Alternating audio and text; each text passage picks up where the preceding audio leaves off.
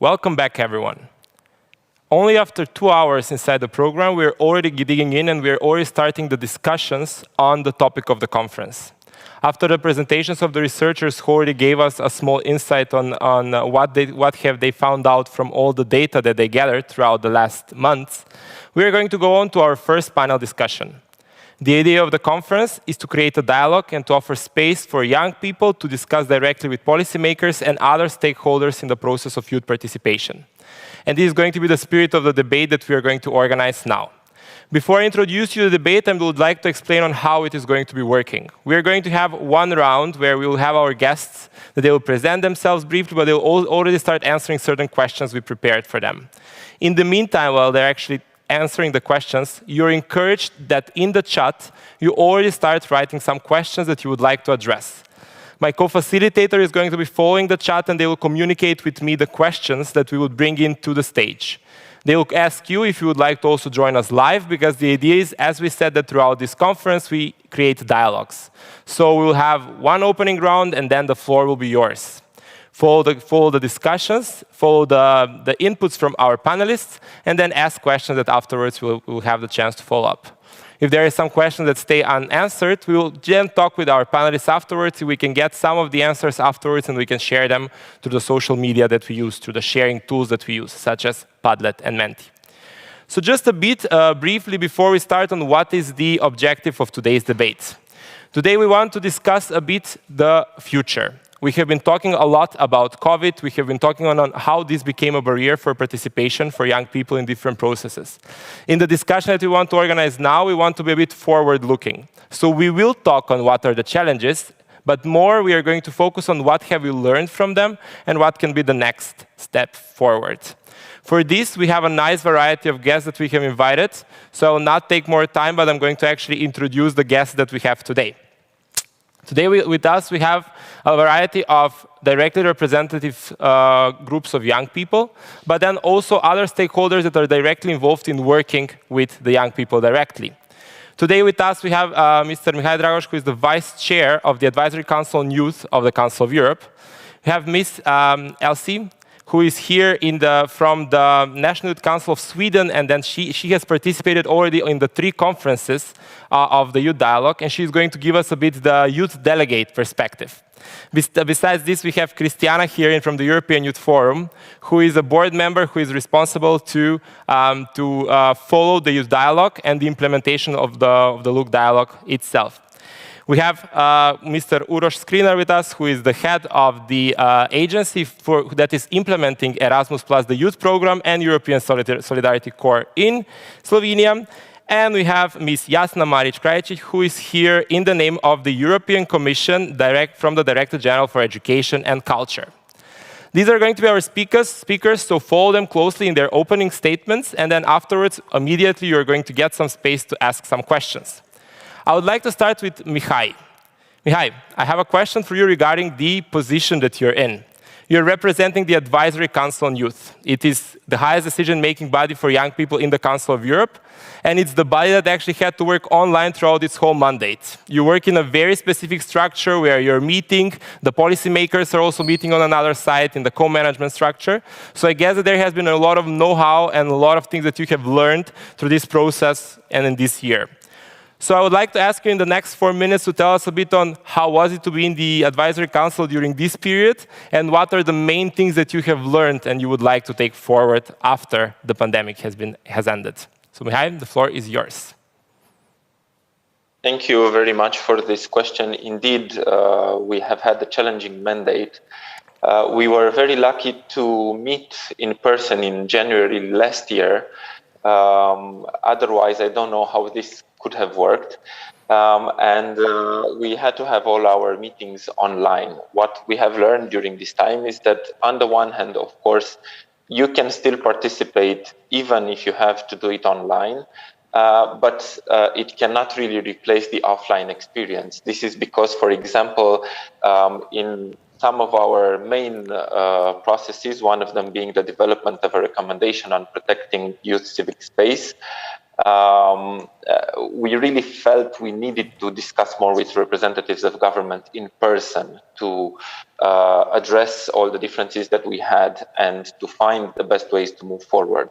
Hopefully, we will be able to adopt the proposal of a recommendation at our joint council meeting in October. But the process has probably taken longer in these conditions. And also our representation activities where we were asked to attend events and to promote the policies of the Council of Europe and to promote our work, they're not really the same online. Of course, you can attend many more events, but it's not the same. And even at the level of the Advisory Council, there have been participation issues with people, because participating in events offline, you still need to take time off work. You still need to participate, and often you have to take a full day for preparations, and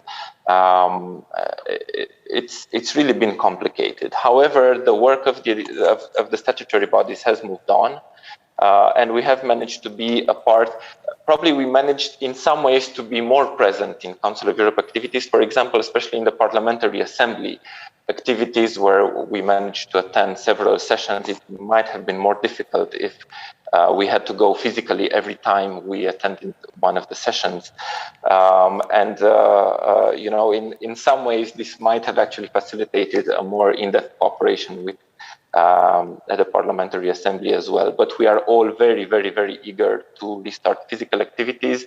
And I think I cannot stress this enough. We need to find ways to work digitally, online, but we must keep physical participation up and running because otherwise we will not be able to have the same experience.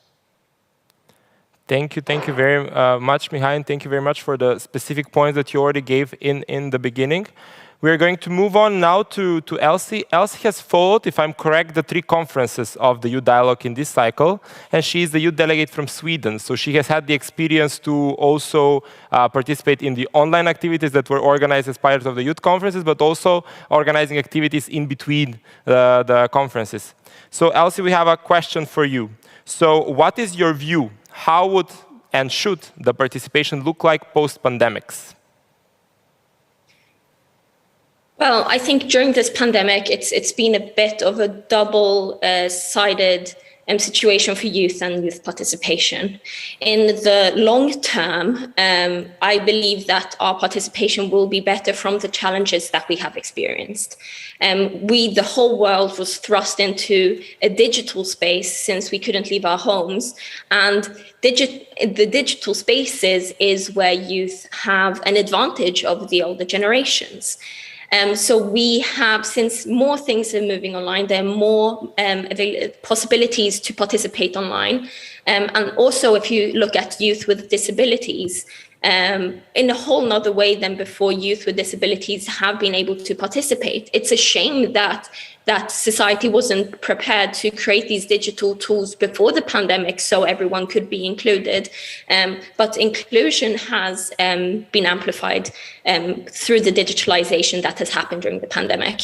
However, the pandemic also has put enormous strains on our economy, enormous strains politically, enormous strains on society as a whole, really, which means that the enormous stimulus packages, the enormous COVID relief bills, and so that we have seen both on the national level, but also Next Generation EU, which is, you hear in the name, it's a very forward-thinking thing. They are huge packages and funds that is going to put the EU in debt for a long time to come, which means that my generation, our generation, is going to be the one ultimately to pay for all of this. Yet there hasn't been that good consultation in that. So going forward, looking at how youth are involved, we've been given a responsibility economically to pay for these COVID relief bills. Also with climate change, also been given a pretty hostile climate to live in from previous generations. So youth has no other choice than to step up and do something about it. I do see that we have now the Conference on the Future of Europe, which I see as a fantastic ability for youth to participate. And I have been partaking in activities there. And I would even say that we can learn a lot from that and implement into the European Youth Dialogue. I would say that my personal opinion is that the Conference on the Future of Europe is much better, high quality participation than the European Youth Dialogue. And I think we really need to have a meta perspective in this cycle and see how we can make this dialogue better. So we can enable youth to participate going forward. So yes, short term, youth participation hasn't been great during the pandemic. Long term, we are moving politics into spaces that are youth dominated, but we're also given responsibilities that we weren't really part of the consultation when they were assigned to us. And going forward, we really need to look over this conference, given the other member participatory events that the EU is doing that are honestly of more high quality than this dialogue. Thank you very much, Elsie. Thank you so much for the information and the comparisons. Before we move on to the next speaker, I would like to thank the people who already asked some questions in the chat. Please do so. For the other ones, please ask your questions throughout the speeches from our guests, because right afterwards you'll have the space to join in the discussion yourself.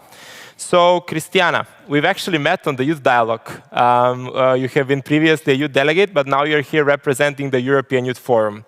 It's the biggest youth representation platform, and it's working a lot on different campaigns to mobilize young people to be involved in the policy developments about young people in Europe.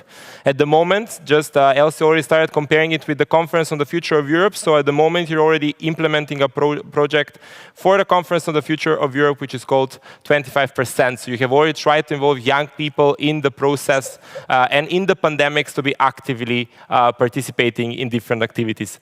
Was this easy, and how is it with the experience of young people participating online? It's our space where we are the most active ones, but when it comes to participation, what is your judgment on the current situation? First of all, nice to see you again, Milos. Indeed, you were among the first people that I've met during the process of Youth Dialogue 6 years ago. So 25%, at first, let me give you a brief introduction to the project. So despite making up a quarter of the European population, young people face many barriers to having a say, especially on our future. Whether it's a lack of opportunities and representation or knowledge for effective advocacy. And most of the times, we are left without ways to share our voice and to make changes, the changes that we want to see in our world. That's the 25%. Is a project for young people, created by young people, to make sure that our ideas are listened to where decisions are made, and to give the tools and resources to young people that they need to challenge the status quo and take actions on the issues they care about.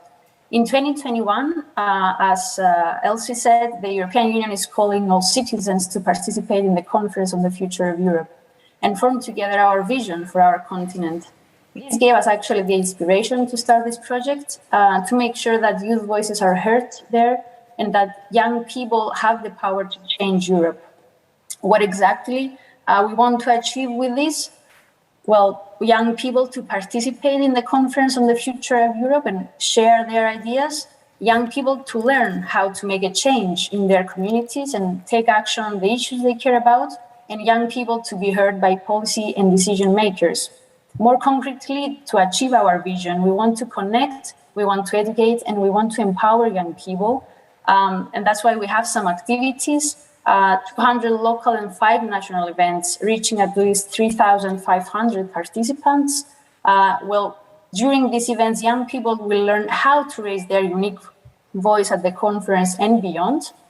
And there are also some other concrete things that are already in the process of making. So I'm taking the opportunity now and I'm encouraging you to go and visit our website on the 25%, which is www.the25%.eu, and submit your own unique idea.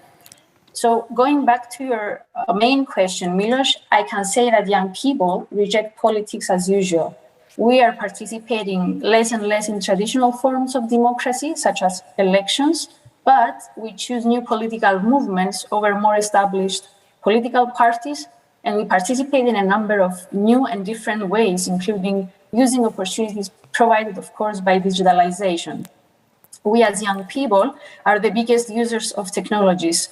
In terms of access to the internet, just 1% of young people have never accessed the internet, while 95% use it daily, and 89% prefer to use mobile devices as access points. We use social media, for example, for political purposes, to read the news and to network with our peers, and to build communities mobilized around the common use. Also, interestingly, the previous youth dialogue cycle discovered that young people from minority backgrounds found social media and general internet searches more important for accessing, in their own view, thoughtful information than young people from non-minority backgrounds, and more opportunities for participation. During this pandemic, online participation, of course, contributed to ensuring that young people are connected and able to participate in society. However, while safety measures were essential to protect the population, we have witnessed alarming measures affecting our civic space and young people's participation. Among other things that we noticed, the spaces for participation for young people in decision-making processes, even online, were limited, access not ensured, and not taken into account the specific needs of young people and youth organizations for them to be able to meaningfully engage. Even for those who use the internet regularly, reliance on the internet in the spring of 2020 due to the COVID pandemic has also raised questions and exposed inequalities related to the availability of data to access online content, and also the availability of computers within households. Hence, indeed, online spaces for participation were useful to ensure some degree of youth engagement, and young people themselves proactively using online tools also positively contributed to addressing some challenges that we have been facing in this pandemic. But it would be false to say that it was the remedy that solved everything. Physical spaces and opportunities for participation remains as important as ever, and digital tools offer new opportunities for participation for youth through the use of various tools, such as decision-making tools, online petitions, online voting, social media, in-governments, and etc. However, the future of youth participation should be reinforced, but not replaced by digital means. This is what we are trying also to do with the 25% project, to reinforce the voices of young people, in addition to tools and mechanisms that are there to actually, for young people to participate offline, normally, of course, outside the pandemic, like, for example, the EU Youth Dialogue. Thank you. Thank you very much, Christiana, for the presentation and then giving us these views and the experiences of the Youth Forum. Now we're going to go back to the studio a bit. So here with me I have Uroš. As I presented, Uroš is the head of the national agency which is implementing Erasmus Plus and European Solidarity Corps. The mobility is very important as a stimulator for young people to participate more, but also to feel European, and then being engaged in European processes. So what were the main challenges that you faced as an agency when it comes to giving these opportunities to young people in the COVID times? What were the main things that stopped young people participating? We all know, but how was this interpreted in the program as such? Yes. Firstly, it's nice to be here. And I will start like it's not only youth mobility, it's youth learning mobility that has very concrete aim to basically support personal and professional developments of young people, participants in the projects that we are supporting through Erasmus Plus Youth Program and Solidarity Corps Program, with the very concrete goal that they get their competencies, that they learn basically how to participate, that they are able to communicate with their colleagues in other languages and similar. And yes, Erasmus Plus, as you all know, has for this period an extensive increase in budget. So that means a lot of opportunities to support concrete projects. In new thing in Erasmus is also youth participation activities that are going directly to the needs of young people on local, national, and also transnational levels, to support groups of young people to be able to participate, to learn from each other, and basically to foster their active European citizenship, like you said. Why is this important? Because, as my colleagues said already, young people are not only the future of European Union, they are also the present of the European Union. So to support their active participation, to support them to be fully capable to impact local communities is crucial. What is also important is that we can say that through the pandemic, of course, programs that are supporting mobilities were stopped, because of all the restrictions and so on. But they were stopped for not so long time, if I may say it like that. Some projects, yes. Others were basically going after first round of crisis management, if I say it like that, on. Solidarity projects were basically huge participation of young people in building solidarity in Europe was seen and is still seen. And we have fantastic stories that we need to be proud of. And that is exactly what also the colleagues were saying. Young people were very quickly responding to different situations that they were there. So, of course, pandemic is still on. Limitations to travel are still on. I think we are getting slowly to phases that more and more mobility is on its way, and with that also possibilities for young people. But as I always say, programs are only giving possibility and opportunities. Young people and youth organizations that are supporting young people need to take these opportunities that are existing. Thank you very much, Uroš. We're also going to go now back to our guests who are online, and we are going to speak with Jasna from representing the European Commission. The European Commission has been investing quite a lot in the development of youth work, youth participation mechanism on European level, and at the moment is going forward and seeing on what can be the role of young people in the recovery process of the EU. We were seeing on, Elsie already mentioned, is that young people should be there in the recovery process and they should have their role. So, Jasna, nice to see you again. We would like to ask you, what do you think, what should be the role of the young people in the recovery process of the European Union? Hello to everybody. It's a great privilege and pleasure to represent the Commission at this panel. It's a pity, of course, that I'm not in Maribor and all of us, because I know, for example, Maribor very well, having lived in Slovenia for a while. Just at the beginning, maybe just a very quick historical wrap-up of EU cooperation in the youth field that started in 2002. Providing at first a policy framework for EU youth programs implemented since 1988. So we have quite a history here. The current youth strategy, which will be in place until 2027, is its third generation framework. And what we try to do is here really to have a dual approach. It's very important to say that we all know now that we have a new youth coordinator since June.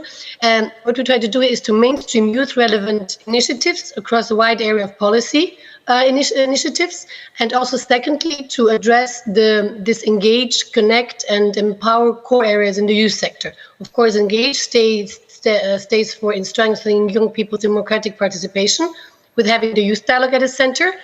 I must say I take very seriously also the critique from Elsie and from others about the youth dialogue not always being up to the challenges that we face.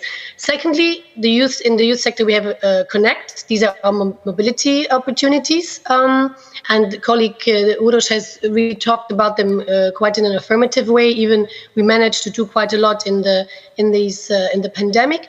And the third one is Empower. About which I will talk a bit later, to support youth work activities. When we in the Commission talk about youth spaces, which is a very relevant thing, and it's fantastic that it was the theme of this current cycle, is that we have a commitment to provide youth spaces for young people, but also with them.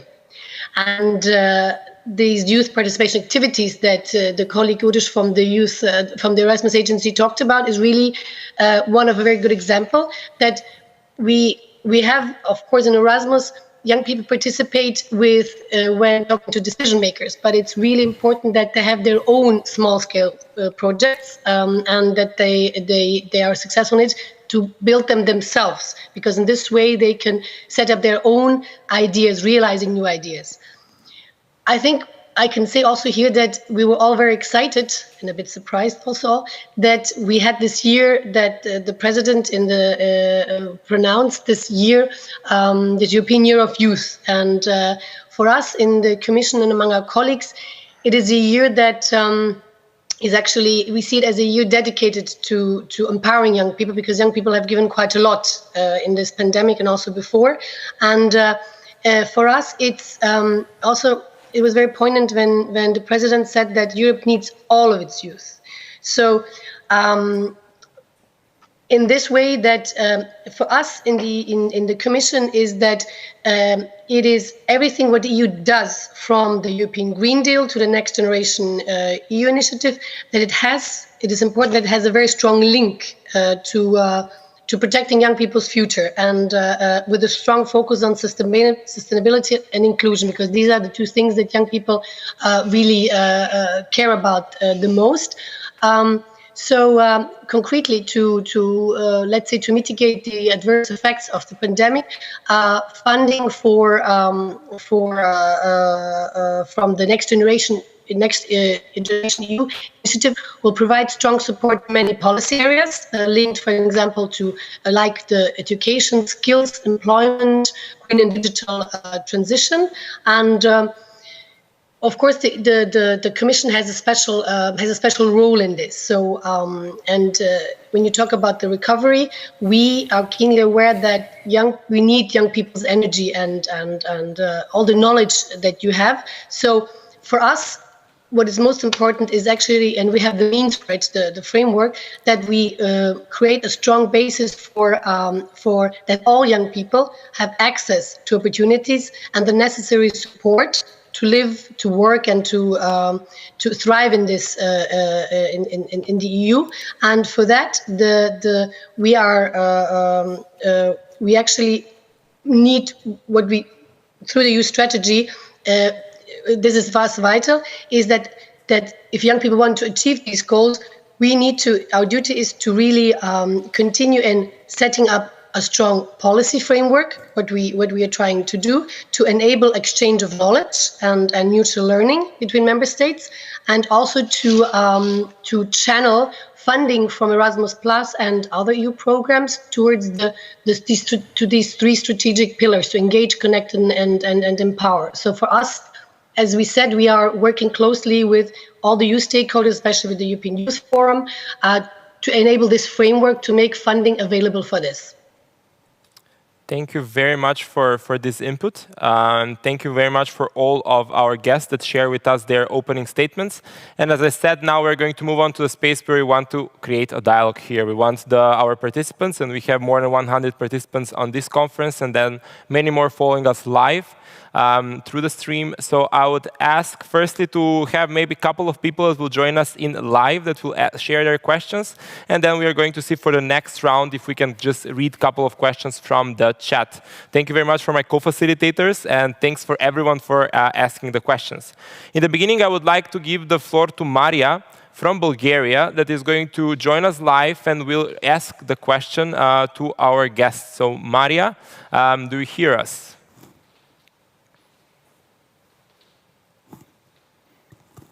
Guess it takes a couple of seconds before Maria is added to the stream.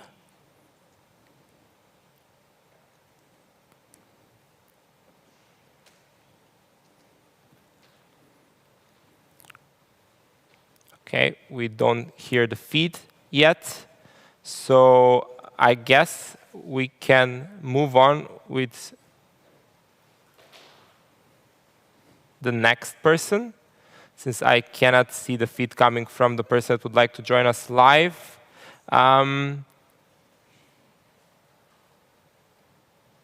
So I will ask Maria if you can unmute yourself, and then you will be able to join us. Yes. Hi. Perfect. Thank you very much. So my question is for Elsie. What advice would you give to the people who are delegates for the first time? Thank you very much. Thank you very much, Maria. So this goes to Elsie. I'm going to ask us to go on to the next person that we would like to join in live. As I said, we're going to get a couple of people that will join us live before we move on. So I would like to ask Damiana Zakharieva from Bulgaria also to join us live and share the question with our guests. So Damiana, you would have to unmute yourself if this would be the challenge again. Her question was for Elsie. So Elsie, you can get ready with the answer. Okay. Can Hi, you Damiana. hear me now? Yes, perfect. Hello. So my question is for everyone is, do you think the incline of access for some people, like people with disabilities, was on account of others, like people with fewer opportunities from different economic backgrounds, who has no access to digital tools, and how we can fix that? Thank you very much, Damiana. This is also the question that all our guests can get ready for a round of quick answers. And then I will also take Jakub Vashak from the Czech Republic, from Czechia, if you can join us live and ask the question. Thank you very much. I hope you can hear me. Yeah, perfect. First, I would like to thank all the guests for their contribution. It was quite interesting for me. And as they spoke, I was thinking about one of the things that worries me, actually, which is that I've been hearing a lot of, let's say, strong words about how to change how we perceive young people and what changes we can do. And that I heard even in the last EU YEC as well. And I've seen in the reports from the last ones as well. So it's not like we don't have any success, but it's a bit frustrating for me that even with COVID, which showed us like, this is the thing we have to improve, this is the thing we have to improve, I have a feeling that it's taking such a long time, and that even with these pinpoints which COVID gave us, we're again losing the sense of how to actually do it. Or that's what it seems to me, because like we have elections now in the Czech Republic, and like COVID isn't for sure one of the biggest topics. So my question would be, what is your opinion on this, or what would you see as one of the tools that maybe COVID showed us throughout the pandemic, and how could we actually move forward in this aspect? So yeah, thank you. Thank you very much, Jakub. I'm going to start with the first quick question from Maria to Elsie. Elsie, if you can, in a very short time, tell us on how to be a good first-time youth delegate. What are your tips and tricks? I find it quite funny because I have no real merit to be sitting in this panel other from any other youth delegate at this conference.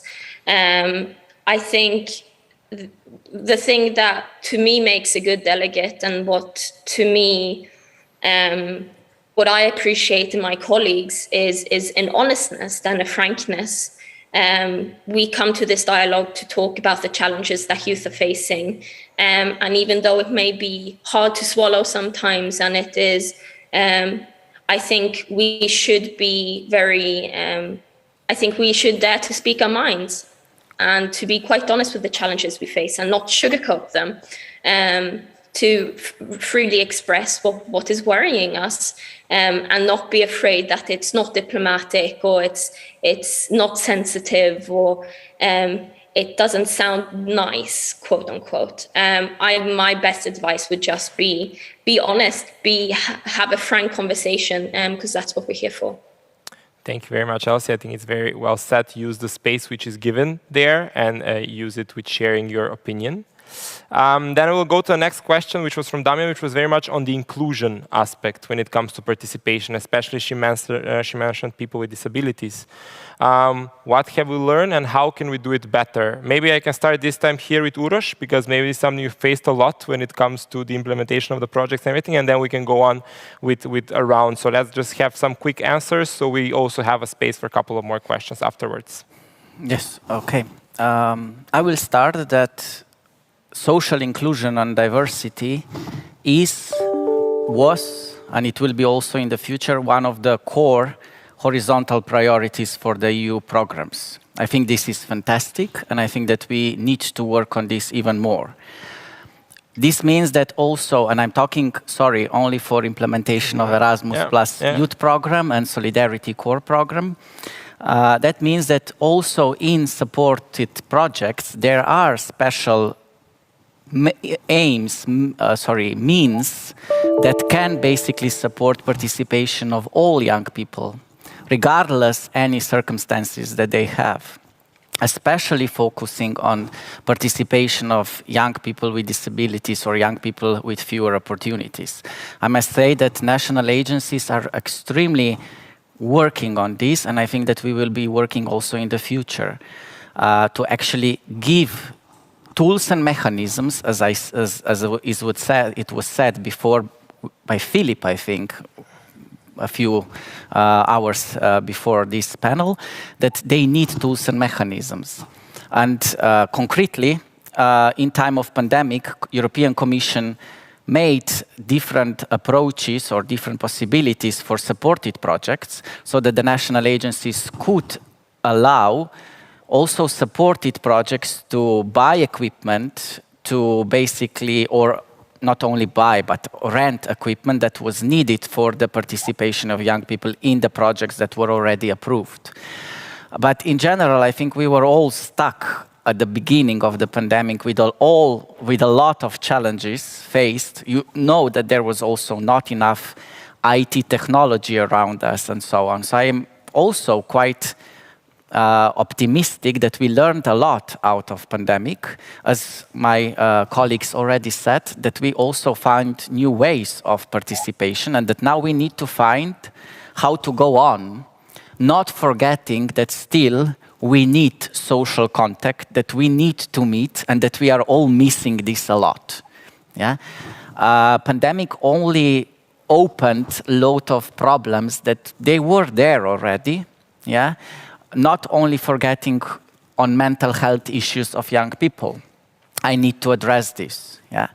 The mental health issues of young people were here before the pandemic. We saw them, we were just not working on resolving them enough. And now we will need to, because it's probably already a little bit too late.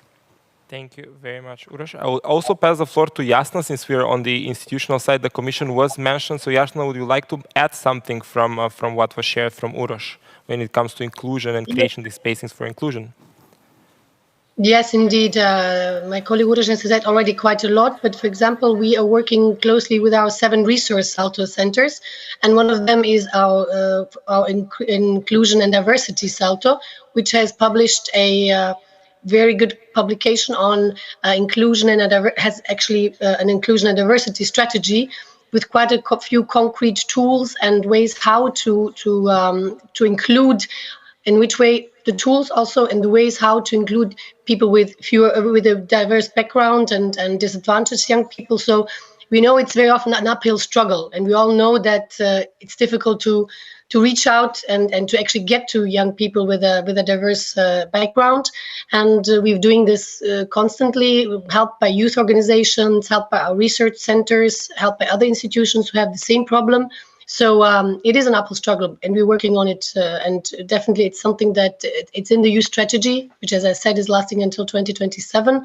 I think a great help is also that we continuously work with researchers who have innovative ways of reaching out to young people, to going in their spaces, not inviting them to ours, but going into their spaces which they feel safer.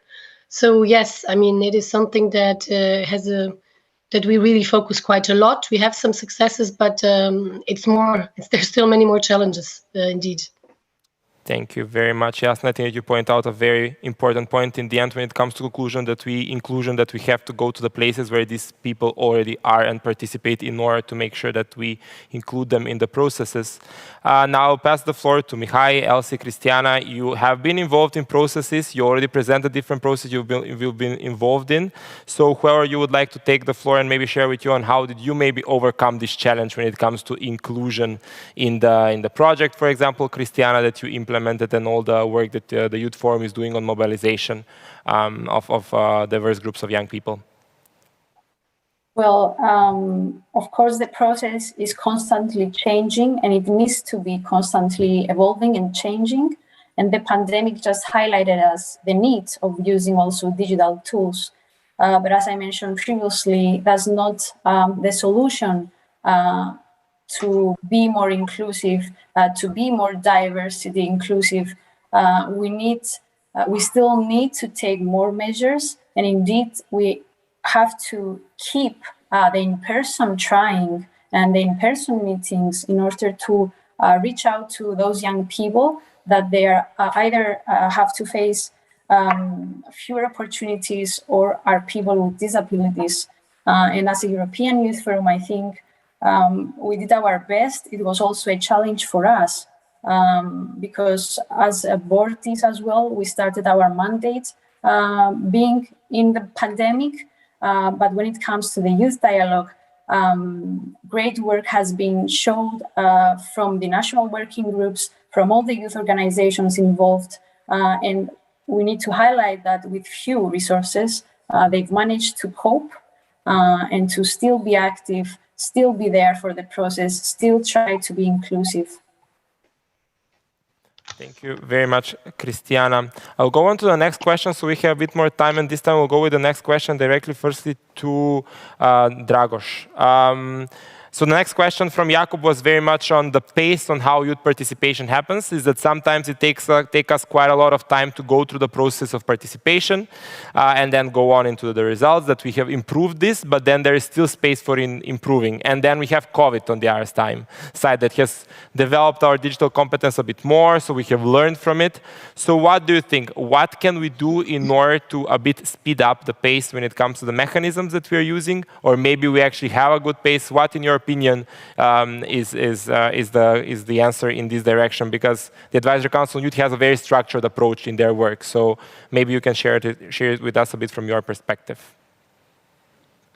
Yes, indeed, we have a very structured approach. And as I said, we have been working and hope to adopt a recommendation, which will be an international, a European standard on protecting youth civil society and youth participation in political processes.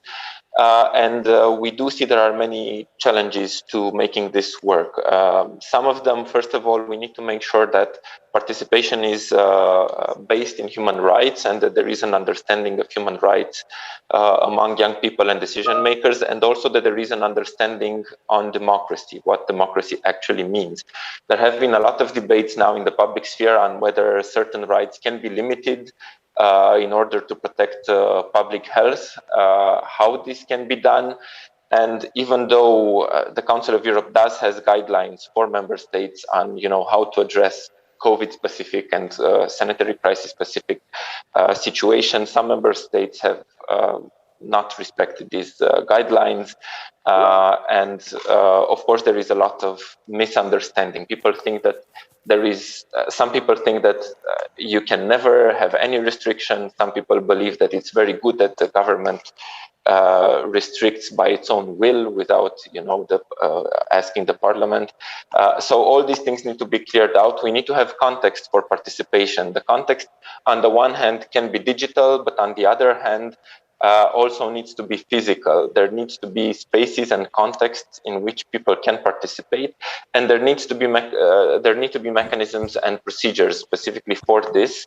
For example, at the Council of Europe level, we have a co-management system where young activists and governmental representatives meet together to decide on what they propose to the Committee of Ministers in terms of youth standards, but also priorities for the Council of Europe instruments, such as the youth centers, the European Youth Foundation priorities, and so on. So we need to have these mechanisms, and they need to have sufficient political weight. And I think this is a big issue, and also Elsie was touching upon it when she mentioned issues with the dialogue process. And it's quite obvious that if you participate, but this does not lead to decisions, or it is not clear to young people how this leads to decisions, then you have a huge issue with the process itself. It can be a perfect process theoretically, but it needs to lead to actual decisions, and young people need to know this. And the model of the Council of Europe is very relevant because, of course, the decisions are proposed by a co-managed body, the Joint Council on Youth, as I said, with youth activists and government representatives. So you know that your participation leads to an actual decision, and this is very important. And you also need to have facilitators, which are often youth workers or youth organizations, and resources in order to ensure that this works. And in terms of resources, of course, it's great to see the Erasmus Plus budget grow a lot. It's great to see the European Solidarity Corps projects. But we know that sometimes there have been issues, and this is not from a Council of Europe perspective, but rather from my contact with the National Youth Council. There sometimes have been a problem with involving youth activities in national recovery and resilience plans, and sometimes there are challenges with addressing. If you can conclude, because in order to have a bit more space for questions. Sorry.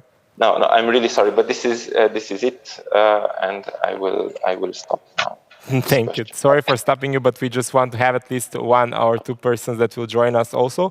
So just in order to hear some more questions, I know that you wanted everyone to answer all the questions, but this will make us stay here for a couple of hours in order to do so. And thanks everyone for being so active in the chat. I'm hearing from my co-facilitators that there is resources shared already. It was mentioned Salto Inclusion and Diversity, and they also have quite some resources. They have shared them with you in the chat, so check them out. I would like to offer the space for Beatrice. If you can join us live and share with us a quick question, and then maybe tell us directly whom would you like this question to be answered by. And then I'll ask Wendla to get ready afterwards, again with a specific question, a person they would like to be answered, from whom would they like this question to be answered. So Beatrice from Portugal, sorry. Beatrice. Hi everyone, can you hear me? Yes. Hello, thank you for your presentation. My question is more directly to Jasna. I'm a disabled person, so I would like to refer that it is very important for me that these initiatives are carried out online, because I don't think I would be able to participate the same way if it was an in-person conference. However, just like Damiana said, these online platforms also have limitations from people from different economic backgrounds. So the 2 paths we can go through is addressing the gap between people with access to digital tools and people without access to digital tools, and also disabled people that are able to attend these in-person conferences, and the disabled people who are not and need more accommodation to do so. So how do you think we can address this gap and allow everyone to participate in whether online or in-person conferences?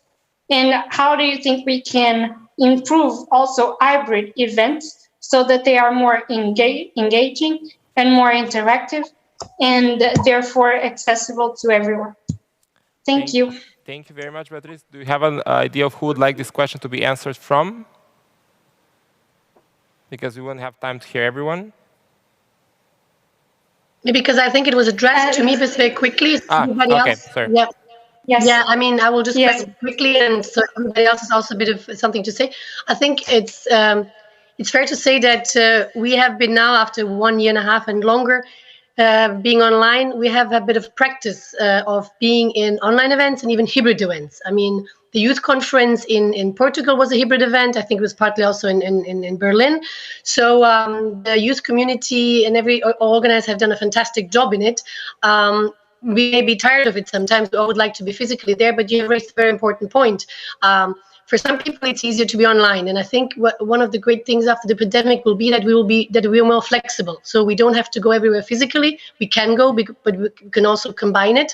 And I must say, at the beginning, a lot of us, I was amazed at all the platforms that young people use, and I had to have a very steep learning curve how to do that. I wasn't always best in it, but youth organizations have been, young people have been. So I think one of the consequences will be that maybe we'll never go back to only go physical into events, but we will keep this online, hybrid, and physical. And I think we're doing quite a good job also right now. And it's a very good observation, because for some people it's easier to be online, for some people it's easier to go there. So I think it's a good thing actually that we draw some lessons learned from this process, and I think it will be even easier to organize conferences like this. This is from my side. Maybe somebody else could also answer. Thank you very much, Jasna. We will go on with the next question because we have one more ready question for the next person, and then with this we will close the question round. Larissa Lloyd from Austria would like to join us with a question live. Larissa, do you hear us? What is the specific question and the person that you're addressing the question to? Hello, can you hear me? Yes, very well. Okay. My question is actually very similar to the one before. But it's not specifically to disabilities, but something else that was mentioned. People from lower income households that do not have the possibility to join online events, even though they may have a device, but the device may only be an online phone and not a laptop where you really have the capability to talk to people. But the big problem, I think, is that we forget is that you just don't have the space at home. You don't have a quiet space where you can go back and talk to people. So do you have any solutions how we could reach those people? Thank you. And the question would go to? Or? Okay, then I'll offer it to the speaker. Thank you. No, I think Jasna or Christiana will be the best people to answer it. Maybe Christiana, you, because I said Christiana can take this one. Yeah, maybe if somebody can also tell me again, because I've lost completely the connection. The question was very much also on the inclusion, the same direction as the previous one when it comes to people with disabilities, but this time with people who also face some economic barriers. It's also for people that maybe do not have a quiet space home where they can join in. So it's easy to have a mobile phone, but what about maybe the infrastructure that allow us to actually participate fully in these meetings? Have you heard of some practices? Okay, I think also Jasna can take this question as well. But I think it is indeed a very huge question when we say we give access to young people through digital tools, if those tools are actually accessible to all young people, or the platforms are also accessible in many ways. Are those young people living in rural areas? Do they have access on the Wi-Fi? So since we are talking about the youth dialogue process, to my understanding, is like we need to empower the national working groups. We need to empower the youth organizations that they are leading the process, especially the national youth councils.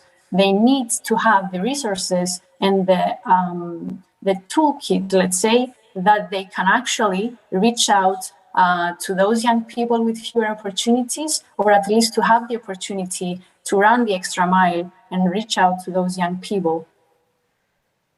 Thank you very much, Christiana. Thank you very much for our participants who are already asking more questions, but because of time, we would have to stop the open questions now. I would like to thank our guests, because I have one final question for each one of you as a closing statement. Because of time, we will not have more than around 30 seconds. In this youth dialogue, we want to speak about actions. We want to speak about policy recommendations, but we also want to speak about actions and what can we do now.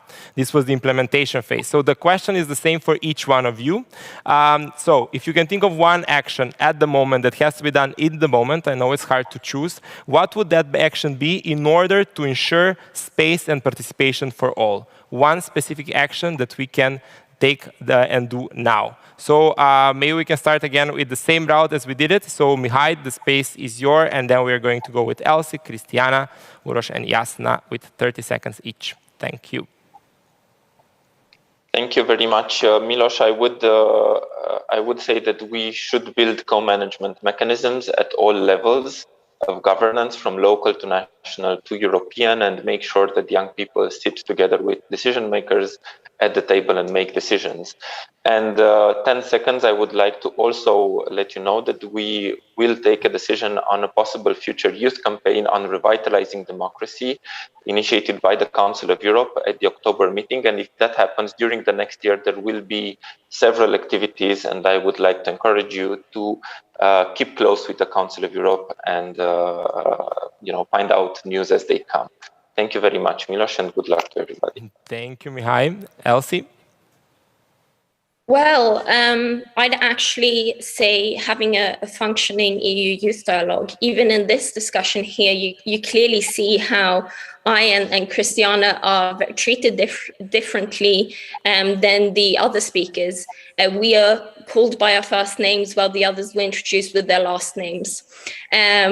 We do not get to answer substantive questions. I get to talk about how to be a good delegate, but cannot answer any substantive questions. This is a common theme throughout the youth dialogue.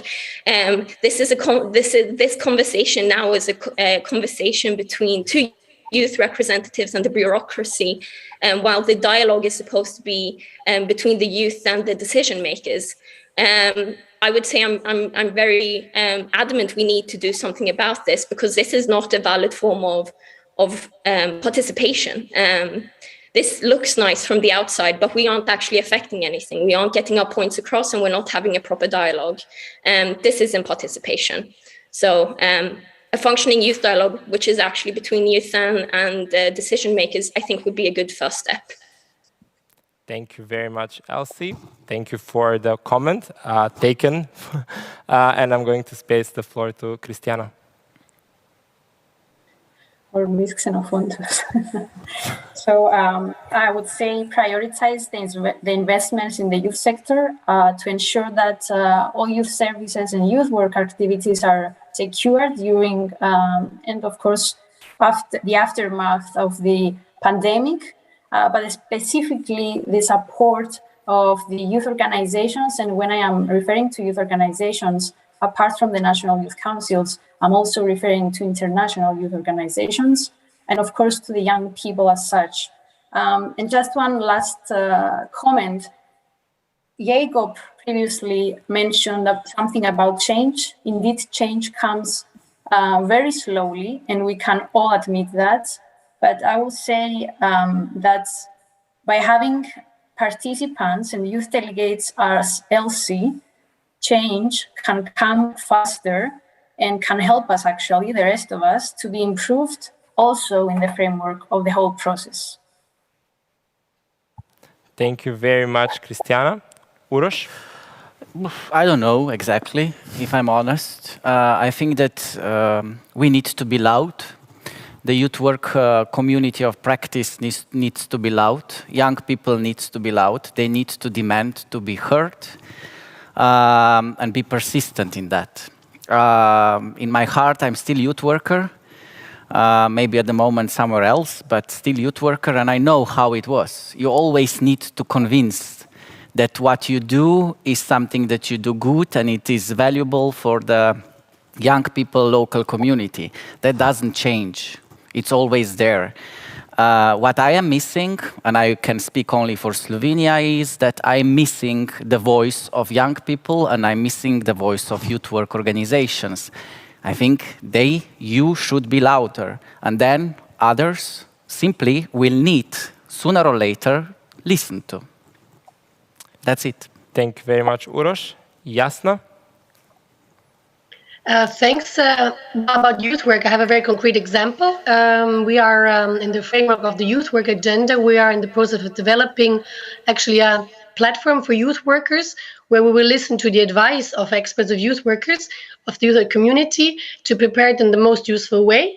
In a very operational sense, the Commission has launched an expert group, and it will start to work, had its first meeting on the 19th and 20th October, and we expected this process to end in the second half of 2022, and we are very keen. This is an expert group. It's youth workers, and we believe that youth work empowers young people. We're very glad that this is actually a very concrete example how we can empower young people and do this with the help of experts. This is an excellent, I think, example of how we, the institutions, work with the experts who work then directly with young people. Thank you very much, Jasna. Thanks to everyone. Thank you for participating in today's debate and sharing your opinion, answering to the questions from our participants. With this, I would end today's debate, and I will just thank everyone who followed the stream live on the conference website. I'm going to inform the participants that we are starting at 2. You can stay and keep the Zoom open, but you can also join us a bit later. And then for the people that are joining us live, I will ask you to join us tomorrow at 6 for the youth concert. You can join the link from the platform, or on Thursday where we are going to present the final results and we are going to be discussing them with our guests. Thanks a lot, everyone, and then see you in 1 hour. Hello, my name is Philip and I come from the Institute Today is a New Day, and I'll be talking about Consul to you today. Now, okay, let's do this again.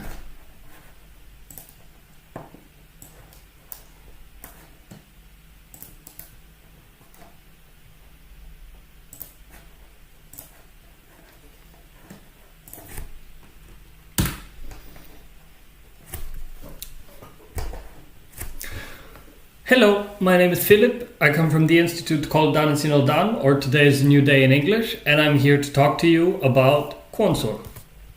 Now, before I begin, I want to first deal with this idea that young people